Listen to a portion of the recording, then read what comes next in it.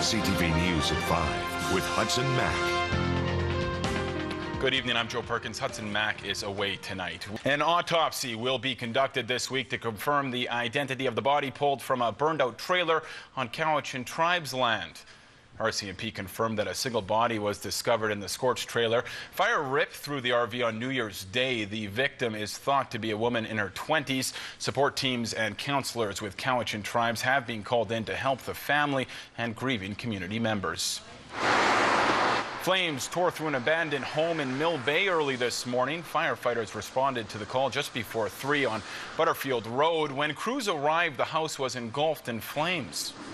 So we basically did a defensive approach on it, so nobody went inside, and capturing the hot spots and stuff led a little bit of a challenge for us. The status of the house is an abandoned house, nobody home, nobody around. Basically, maybe some transients might have been using the house from time to time. The fire was extinguished about 30 minutes later, but crews fought off hot spots for a few more hours. There were no injuries. Now, this is not the first time firefighters have been to the home. They used the abandoned home for practice drills. That was last spring. A View Royal restaurant was forced to shut its doors today. This is after sparks ignited on the roof. Firefighters rushed to Raymond's restaurant on Admirals Road around noon after the roof burst into flames. When fire crews arrived, an air conditioning unit on the roof was on fire. The flames were causing smoke to blow throughout the building.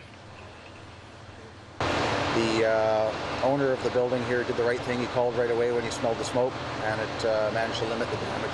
Crews are able to put the fire out on the roof quite quickly. Gas has been shut off, and we're just waiting for Fortis now to show up to turn the gas back on so we can get this guy back in business. Fire inspectors, are investigating the restaurant. The restaurant was reopened as soon as all the smoke was ventilated out of the building.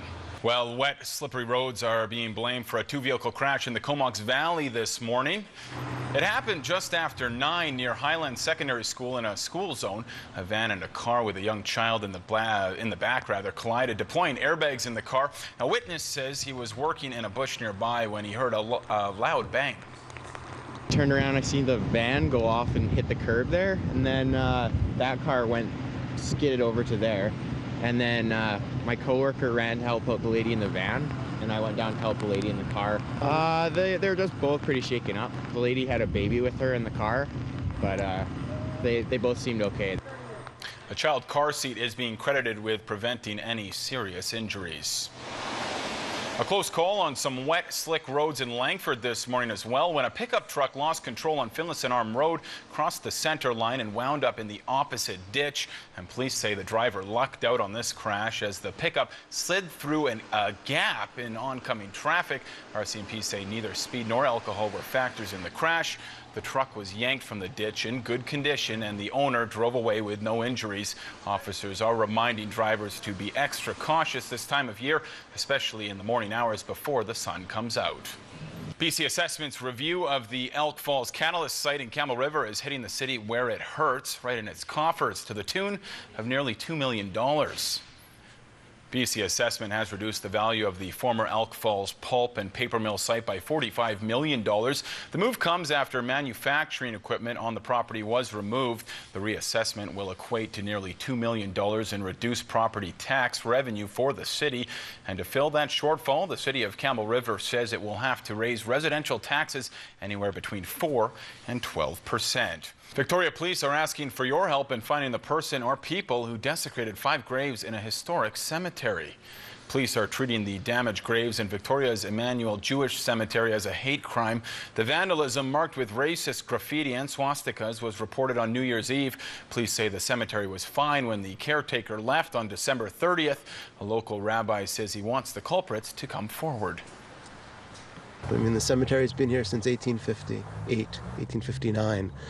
And then to have this happen, it just doesn't belong here.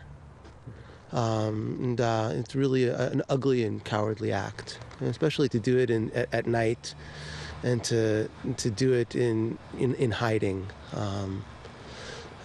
Part of me, I guess, wants to know the motivation to do this and to use symbols of hatred. The cemetery is the oldest Jewish burial ground in Western Canada. There will be less blasting in and around Shawnigan Lake over the next few months. The company responsible for a blasting accident in September has had its certificate pulled. The September explosion at Mid-Island Aggregate Limited hurled jagged rocks some 400 meters, hitting 3 people. One of the injured was a woman. Her arm was severed at the elbow by a flying boulder. The rocks also struck 3 vehicles, leaving huge dents and smashed out windows as a result of an investigation into the blasting accident by the Chief Inspector of Mines. The blaster's certificate has been suspended until March of 2012, pending a review by the Board of Examiners. A report into the blast, including a number of recommendations, is expected to be released soon. We begin with a tragic story out of Mexico tonight. A Salt Spring Island man has been killed while on vacation. CTV News has learned 68-year-old Robin Wood died early this morning after returning from a benefit concert in La Manzanilla. Police say Wood was shot and killed during a home invasion in Maliki, a small resort town 200 kilometers south of Puerto Vallarta. The town is said to be a popular destination with Salt Spring Islanders. Wood was there with his best friend, who says 2 men entered their room. Wood intervened and then was shot. He died en route to hospital, which was 20 kilometers away. Tributes have been pouring onto his Facebook page. Wood worked as a mechanic on Salt Spring Island. He was the former owner of the Bettis Road Garage and a mechanic at the old Payless gas station on Rainbow Road. A man has been arrested after an 83-year-old woman was sexually assaulted in a hospital in Duncan. The attack happened on December 21st at the Cowichan District Hospital. RCMP say the 46-year-old attacker was also a patient at the facility and was arrested shortly after the incident. The man is scheduled to appear in court next month on a charge of sexual assault. His name has not yet been released. A nursing home in Nanaimo is ringing in the new year by issuing layoff notices to more than 150 local healthcare workers. The operator of Malaspina Gardens, based in Ontario, handed out the notices to its staff today and confirmed it will contract out their work. The Hospital Employees Union says the Ontario-based company is making the cuts to protect its profit margin.